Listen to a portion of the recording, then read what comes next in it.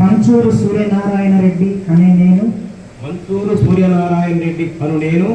సహకార సంఘముల చట్టము 1964 ప్రకారము